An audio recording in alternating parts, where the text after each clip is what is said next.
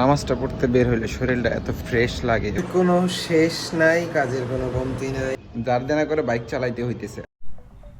Welcome to Frony blogs. ভাই আজকে হেলমেটটা থেকে গেছে, কোনো ভিডিও করে ফেললাম। ভাই দেখলো, সরি, ভুল হয়ে গেছে, মাফ করে দিন।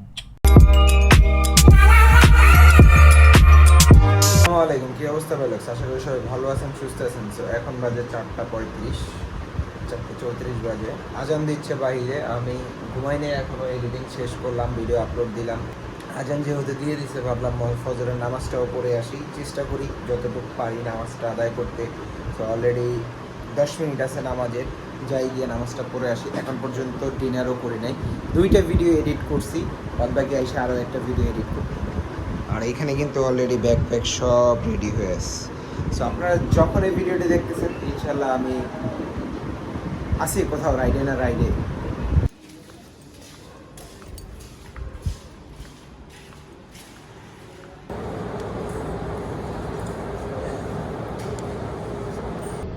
সকালবেলা নামাজটা পড়তে বের হইলে শরীরটা এত ফ্রেশ লাগে এবং নামাজের পরে হাঁটাহাঁটি করলে আরও ফ্রেশ লাগে। সো মসজিদ বাসা থেকে বেশি দূরে না, হাইটে গেলে 3-4 মিনিট লাগে। সো এই ডিস্টেন্সে হাঁটাহাঁটি করার পরে এখন গিয়ে আবার এডিটিংয়ে বসবো, ইনশাল্লাহ আরও একটা ব্লগ এডিট করতে হবে। সো আমি যাচ্ছি, যেহেতু ট্রাভেল শুরু হয়ে যাচ্ছে, তাই ঢাকার যে ব্লগগুলো আছে এগুলো সব আগে থেকে এডিট করে আপলোড করে রাখার জন্য।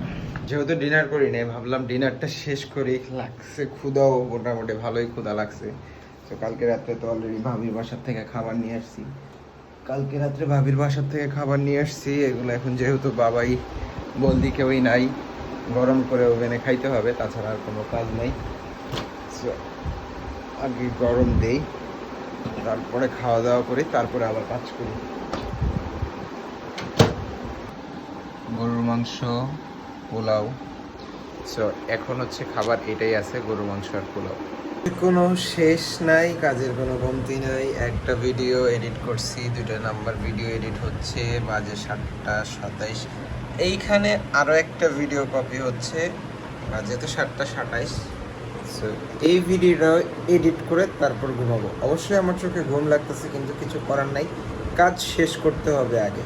ট্যুরে যাওয়ার আগে অবশ্যই কাজগুলো শেষ করতে হবে। অলরেডি 3টা ভিডিও এডিট করা শেষ, এখন বাজে হচ্ছে 9:24। অলরেডি চোখে ঘুম চলে আসছে, কারণ যেহেতু সারা রাত জাগ না, ঘুম চলে আসছে। কিছুক্ষণ হইলেও ঘুমাইতে হবে। আর গরম তো অলরেডি যেই রৌদ্র পড়ছে, বাবারে বাবা, এই রৌদ্রটা লাগতেছিল। তো প্রচুর গরম ইদানিং, আল্লাহ জানে রাইডের সময় কি হচ্ছে না হচ্ছে, কি হবে না হবে, বাদ বাকিটা দেখি কি হয়। আমি একটু অ্যাটলিস্ট একটা ন্যাপ নেওয়া লাগবে, কারণ হচ্ছে কি আজকে অনেকগুলো কাজ সমাধান করতে হবে এবং ইচ্ছা আছে যে নতুন একটা ব্যাগ কিনে আনবো, কারণ এই যে অলরেডি ব্যাগ গোছানো হয়ে গেছে। সো এই ব্যাগগুলা এভাবে ক্যারি না করে আমি একবারে নিয়ে যেতে চাচ্ছি। সো অলরেডি একটা ব্যাগ আছে যেটা নাকি আমি রাইডের জন্য ইউজ করব, সেই ব্যাগটা মিরপুরে আছে। সো ঘুম থেকে উঠে আগে মিরপুরে যাব, তারপরে কমলাপুরে যাব, আগে মিরপুরে যাব না, ফার্স্টে কমলাপুরে যাব। আচ্ছা দেখি কি হয়, তারপরে বোঝা যাবে। আগে ঘুমাইয়ে উঠি, এখন মাথার ব্রেন কাজ করতেছে না। একটু ঘুমানোর চেষ্টা করছিলাম, এত আলো, মানে ঘুম আসে না। আমার এই একটা বদ অভ্যাস, কোনো রকম যদি আলো আসে তাহলে পুরো আমার ঘুমটা নষ্ট হয়ে যায়। কিন্তু ঘুমানোর ট্রাই করতেছি, এখনও পারতেছি না। প্রায় 1 ঘন্টা যাবৎ শুয়ে আছি, 9টা থেকে 10টা বেজে গেছে, 10:30, এখন পর্যন্ত ঘুমাইতে পারিনি। অনেকক্ষণ ট্রাই করছিলাম ঘুমানোর জন্য, কিন্তু অবশেষে মনে হয় 45 মিনিট 40 মিনিট ঘুমাইতে পারছি। কিন্তু যেহেতু কাজ আছে, অ্যালার্ম দিয়ে রাখছিলাম 1টার, সো অলরেডি বাজে 1:25। যাইতে হবে, কাজগুলো শেষ করতে হবে, সব কিছুই আগাইতে হবে। শুধু ঘুমাইলে আর খাইলে হবে না, কাজও করতে হবে, কারণ সামনের প্ল্যানিংটা সেফলি করতে হবে, সুন্দর করে করতে হবে। আজকে আমার কাছে বাইক নাই, দাঁড় করে বাইক চালাইতে হইতেছে। আর যেই বাইকটা চালাচ্ছি সেটা হচ্ছে, আমার রাইড হচ্ছে R15 version 3 Indonesian. So already মোটামুটি আমি বাসা থেকে বেরোইছি। সো বাইকটা হচ্ছে মাহিন ভাইয়ের। সো ভাই হচ্ছে গিয়া ট্যুর থেকে আজকে আসছে। সো বাইকটাই কিছু প্রবলেম পাচ্ছিল, যার জন্য আমাকে বললো একটু চেক করে দিতে। পরে আমি রিকোয়েস্ট করলাম যে ভাই, তাহলে আমার কাছে তো আজকে বাইক নাই, আপনার বাইকটা কি তাহলে আমাকে কাইন্ডলি দেওয়া যাবে? আমার কিছু কাজ আছে আজকে, সেই কাজগুলো আমি সমাধান করতাম। পরে বললো যে ঠিক আছে নাও, আমার তো আর কাজ নাই, তাহলে তুমি কাজগুলো শেষ করো তোমার। আর আপনারা যখন এই ভিডিওটা দেখতেছেন হয়তোবা আমি বাংলাদেশের বাহিরে ইন্ডিয়াতে কোনো একটা রাইডে আছি।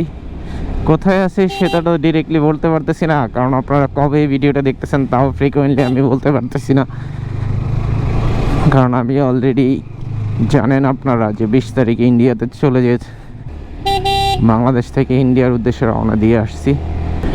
তো এখনও বাংলাদেশের ভিডিওগুলোই আছে, কারণ হচ্ছে গিয়া ডেইলি ব্লগের শিডিউল অনুযায়ী তো ভিডিওগুলো দিচ্ছি, যার জন্য এখনও ঢাকার বাংলাদেশের ভিডিওগুলো শেষ হয়নি। ইনশাল্লাহ খুব শীঘ্রই শেষ হয়ে যাবে, শুরু হয়ে যাবে ইন্ডিয়া রাইডের ভিডিওগুলো। অনেক দিন পরে স্পোর্টস বাইকে বসছি, অনেক দিন পরে হাইওয়েতে চালানোর ফিলিংস উঠতেছে, কিন্তু কিছু করার নাই। ইনশাল্লাহ হাইওয়েতে চালানো হবে সামনে খুব তাড়াতাড়ি, বাকিটা আল্লাহ ভরসা।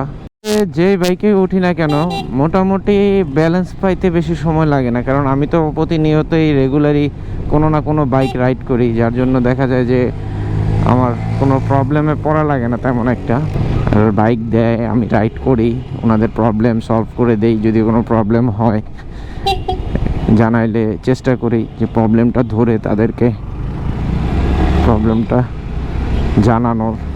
সো সেম মাহিন ভাইয়েরও একটু প্রবলেম হচ্ছিল হাই আরপিএমে। সো বাইকটা আমাকে একটু বললো যে যেহেতু হাই আরপিএমে হয় তুমি একটু চালায় দেখো, তার জন্যই নিয়ে বের হওয়া। আর এই ভর দুপুরে কাজ না থাকলে আমি কখনো বের হইতাম না, এটা আমি ভালো করেই জানি। আর যেহেতু সময়ও খুব কম, আজকে হচ্ছে গিয়া 17ই জুলাই, আমি 20 জুলাই বের হয়ে যাব, হাতে আছে 3 দিন। আমি চাচ্ছি যে 18 তারিখের মধ্যে সবগুলা কাজ, 19 তারিখের মধ্যে সবগুলা কাজ শেষ করার জন্য। বাকিটা উপর আল্লাহ জানেন যে শেষ করতে পারবো কি পারবো না। রাস্তা খালি, তাই তাড়াতাড়ি চলে আসলাম মিরপুর 10-এ। সো অলরেডি যাব আইকন অটোতে। 2-3 দিন আগে আমার প্রোফাইলে একটা পোস্ট দিছিলাম, আমার একটা টেল ব্যাগ খুব প্রয়োজন ছিল বাইকের জন্য, যেটা নাকি আমি যদি রাইডের জন্য এখান থেকে নিয়ে যাই তাহলে একদম আমি ব্যাকপ্যাক রেডি করে তারপর নিয়ে যেতে পারবো।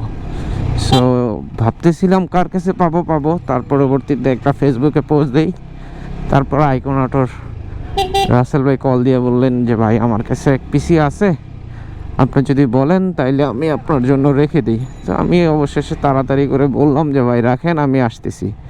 সো অলরেডি চলে আসছি, দেখি রাসেল ভাই কই। রাসেল ভাই উপরে একটা গ্লাভসও নিয়ে নিলাম, এই গ্লাভসটা পরতে ভালো লাগে। আর এই ব্যাগটার জন্যই মেনলি আসা। ব্যাগটা আপাতত মাহিন ভাইয়ের বাইকে লাগায় রাখছি, মানে টেস্ট করার জন্য, রাইডিংয়ের টাইমে কোনো প্রবলেম হয় কি না বা দেখার জন্য। এটাতে মনে হচ্ছে না প্রবলেম হবে, বাট ভালো হয়েছে, সেটিংটা জোস।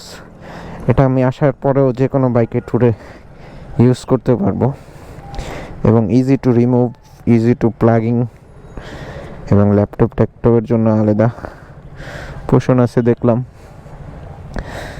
আলবি ভাই চলে আসছে, ভাই আল্লাহ হাফেজ। ব্যাটারিগুলো আগে নিয়ে নেই, তারপরে একটু শার্কে যাব। শার্কে 2টা কাজ আছে, সেই 2টা কাজও করাইতে হবে। শার্কে ছিলাম, আবিদ ভাইয়ের জন্য ওয়েট করতেছিলাম, আবিদ ভাই আসলো। এখন আমরা যাচ্ছি আব্দুল মোমেন রোহিত ভাইকে দেখতে। আর ভাইয়া আমার পিছনে বসে আছে, এর জন্য জোরে কথা বলতে পারতেছি না, চুপচাপ চালা যেতে হবে। আজকে অনেকগুলা বাইক চালানোর চান্স পেলাম। R15 B3 চালাইলাম, এখন আবার চালাচ্ছি ইয়ামাহা XSR। আবার একটু পরে আবার কে জানে এসে বলবে যে ভাই, ও মাঝখানে মনে হয় আরও একটা বাইক চালাইছিলাম।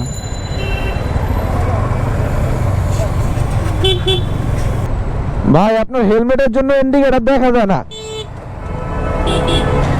ডাইনে যাইতেছে, ইন্ডিকেটর দিয়ে হেলমেট দিয়ে আটকে ছুঁয়ে দিছে।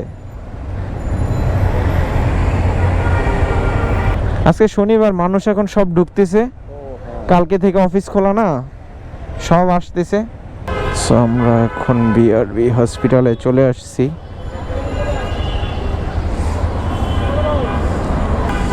যাই উপরে আসতে ধীরে, সে সবাই আছে মোটামুটি। সাইড বের বাইক দেখা যাচ্ছে, তারপরে রুমেল ভাইয়ের বাইক আছে। সো আমরা আস্তে ধীরে আগাই। সো মোটামুটি হসপিটালে অনেক ভাই লোক ছিলেন, সবার সাথে কিছুক্ষণ কথাবার্তা হইল। সো রোহিত ভাইয়ের কন্ডিশন আগের থেকে একটু খারাপ, বাট আমরা দোয়া করতেছি যেন ভালো হয়।